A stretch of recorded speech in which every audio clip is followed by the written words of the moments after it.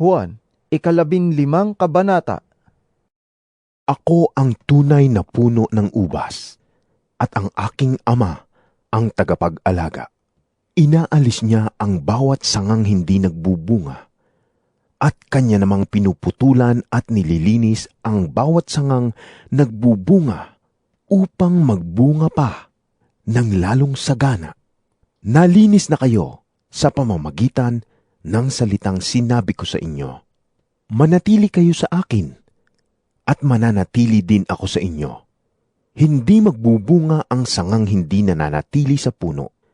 Gayon din naman, hindi kayo magbubunga kung hindi kayo mananatili sa akin.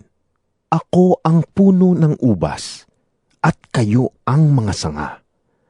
Ang nananatili sa akin, at ako sa kanya, ang siyang nagbubunga ng sagana, sapagkat wala kayong magagawa kung kayo'y hiwalay sa akin.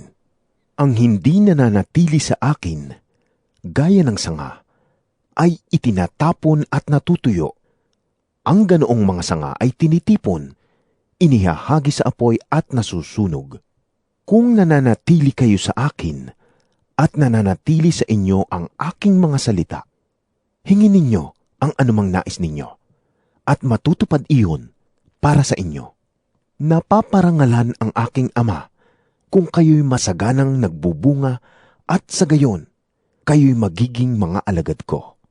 Kung paanong inibig ako ng ama, gayon din naman, iniibig ko kayo. Manatili kayo sa aking pag-ibig. Kung tinutupad ninyo ang aking mga utos, mananatili kayo sa aking pag-ibig. Kung paanong tinupad ko ang mga utos ng aking ama, at ako'y nananatili sa kanyang pag-ibig. Sinabi ko sa inyo ang mga bagay na ito upang mapasa inyo ang kagalakan ko, at nang sa gayon ay malubos ang inyong kagalakan. Ito ang aking utos. Magmahalan kayo gaya ng pagmamahal ko sa inyo. Ang pinakadakilang pag-ibig na maaaring taglayin ng sinuman para sa kanyang mga kaibigan ay ang ialay ang kanyang buhay para sa kanila. Kayo'y mga kaibigan ko kung tinutupad ninyo ang aking mga utos. Hindi ko na kayo itinuturing ng mga alipin, sapagkat hindi alam ng alipin ang ginagawa ng kanyang Panginoon. Sa halip, itinuring ko kayong mga kaibigan, sapagkat sinabi ko sa inyo ang lahat ng narinig ko sa aking ama. Hindi kayo ang pumili sa akin. Ako ang pumili sa inyo. Hinilang ko kayo upang kayo'y humayo at magbunga, at manatili ang inyong bunga. Sa gayon, ang anumang hingin ninyo sa Ama sa aking pangalan ay ibibigay sa inyo. Ito nga ang utos ko sa inyo. Magmahalan kayo. Kung napopuot sa inyo ang sanlibutan, alalahanin ninyong ako muna ang kinapuotan nito bago kayo. Kung kayo'y taga-sanlibutan, kayo'y mamahalin nito bilang kanya. Ngunit hindi kayo taga-sanlibutan, kundi pinili ko kayo mula rito, kaya napopuot sa inyo ang sanlibutan. Alalahanin ninyo ang sinabi kong ito.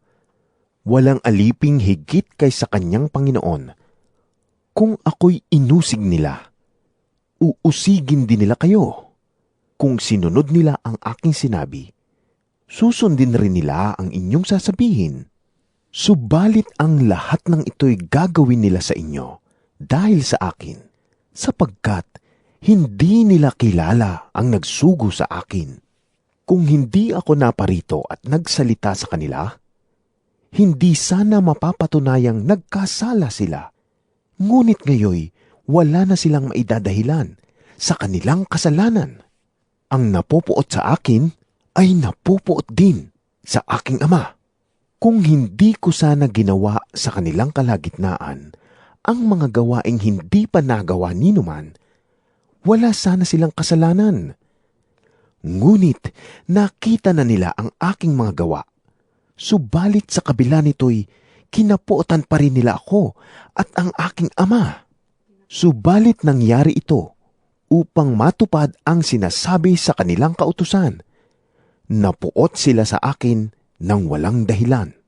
Ngunit pagdating ng patnubay na susuguin ko mula sa Ama, ang Espiritu ng katotohanan na nagmumula sa Ama, siya ay magpapatotoo tungkol sa akin. At magpapatotoo rin kayo tungkol sa akin, sapagkat kasama na ninyo ako buhat pa sa simula.